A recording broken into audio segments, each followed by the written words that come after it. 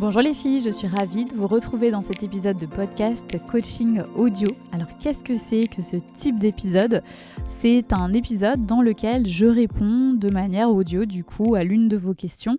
Et là, pour ce premier épisode, j'ai repris les notes, la note vocale que j'avais envoyée du coup à Macha, qui m'avait envoyé cette question sur WhatsApp dans un groupe en fait de jeunes mamans, des auditrices du podcast Bliss Stories, et pour lesquelles j'ai fait une session de coaching en fait audio où elles me posaient leurs questions et moi je leur répondais de manière audio. Et j'ai trouvé cette question super parce qu'on me la pose vraiment très souvent. Donc là, ce que je vais faire, c'est que je vais juste vous partager dans ce podcast l'audio que je vous ai enregistré avec mon portable via WhatsApp. Donc la qualité audio sera pas top. Je parle peut-être un petit peu doucement parce qu'il était de mémoire 20h30, mes enfants dormaient et j'étais dans le canapé. Donc le son de la voix est peut-être différent que celui que vous entendez normalement en podcast. Mais voilà, je pense que les éléments de réponse que j'apporte à Macha vous aideront toutes. Donc voilà, donc je vous laisse dès à présent avec ma réponse à sa question.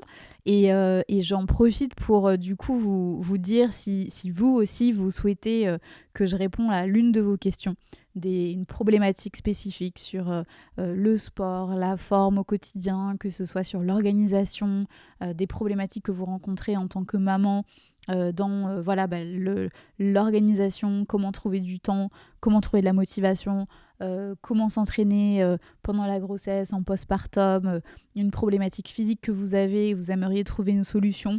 Enfin voilà, tout ce qui est relatif en fait au sport, à la forme, au bien-être, vraiment mon expertise. Je vous mets un petit lien dans la barre d'infos et ça vous permettra de venir déposer votre audio que vous pouvez enregistrer via votre dictaphone sur votre portable et ce sera parfait.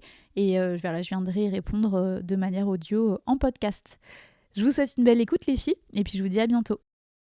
J'avais une autre question, c'était pour savoir comment on réussit à s'organiser en fait pour avoir le temps de faire du sport.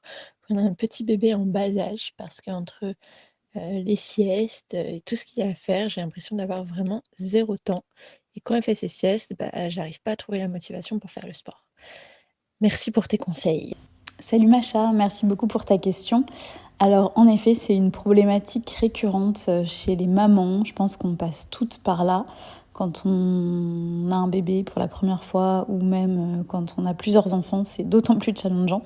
Mais en tout cas, clairement, on a du mal à s'y retrouver et à se prioriser en essayant du coup de prendre un petit peu de temps pour soi et faire du sport et bouger.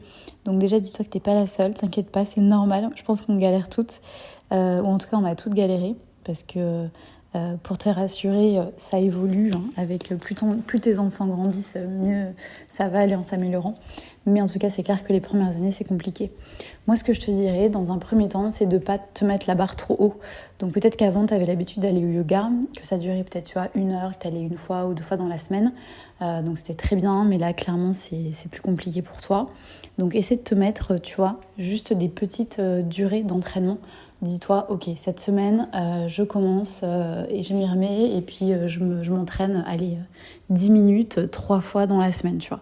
Des petits objectifs facilement réalisables et comme ça, en fait, petit à petit, plus tu vas enchaîner ces petites victoires et plus aussi, tu vois, l'habitude va se remettre en place petit à petit dans ta vie. Et plus tu arriveras du coup à dégager du temps.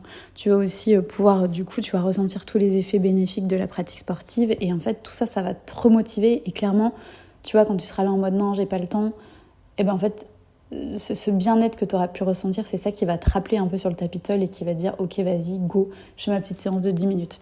Et c'est pour ça, tu vois, sur Studio Témé, j'ai fait, il n'y a que des entraînements qui sont de moins de 25 minutes parce que je sais à quel point c'est compliqué de trouver du temps et je voulais pas proposer, tu vois, des entraînements de 1 heure qui sont impossibles presque à réaliser pour la plupart des mamans. Donc voilà, essaie de te tourner plutôt vers des formats qui sont courts, donc 10 minutes pour commencer, et puis après, tu essaies d'augmenter un petit peu au fur et à mesure. Après, ce que tu peux essayer de faire aussi, c'est essayer de te planifier tes séances dans ton emploi du temps, parce que quand tu marques en fait les choses, tu as plus de chances de les réaliser. Donc tu vois, le dimanche soir, tu te poses et tu dis ok, vas-y, là, tu vois, je m'entraîne lundi matin, de telle heure à telle heure. T'analyses un petit peu aussi toi comment tu fonctionnes, quels sont les moments de la journée où tu as le plus d'énergie. les moments de la journée où tu as le moins de chances d'annuler ta séance. Si par exemple tu sais que ton bébé, alors je sais pas si tu as un bébé de quel âge il a, mais tu vois, si genre tu sais que elle fait la sieste ou il fait la sieste à, je sais pas, à 15h, tu te dis ok, et puis à 15h ça va, t'es pas trop déglingué, tu te dis allez, go, je me mets ma séance de 10 minutes à cette heure-là, quoi. Donc ça, le fait que ce soit marqué aussi, ça va t'aider. Et puis après, si t'as des copines, et notamment, tu vois, ce groupe, je pense que ça peut pas mal t'aider.